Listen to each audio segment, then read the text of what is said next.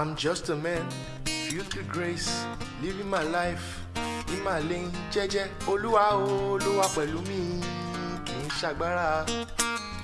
It's not by power, it's not by might, but by the Spirit, says the Lord.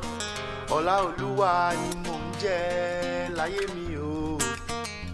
I've gone through pains, I've gone through stripes, I've gone through struggles, I no go lie.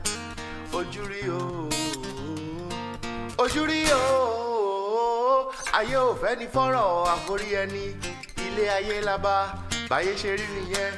Ẹ̀yin ẹ̀dá ẹ ṣọ́ra o. Now I'm here, living my dreams, oh, time is here for the world to know greatness inside of me. I will sing it, play it, and shout it. Igba mi dé, Igba tuntun dé.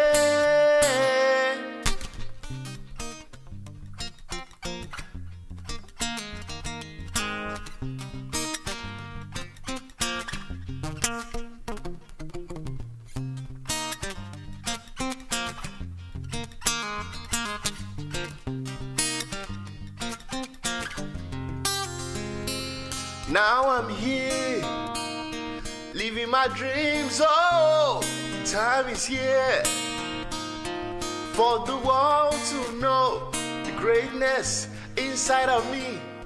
I will sing it, play it, and shout it. Igba mi dé, Igba tuntun dé, Igba mi dé, àsìkò mi dé, oh, Igba mi dé.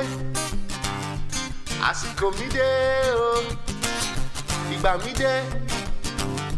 Àsìkò mi dé o, Igba mi dé. Àsìkò mi dé o, Igba mi dé o, àsìkò mi dé o, Igba mi dé o, àsìkò mi dé o, Igba mi dé o, àsìkò mi dé o.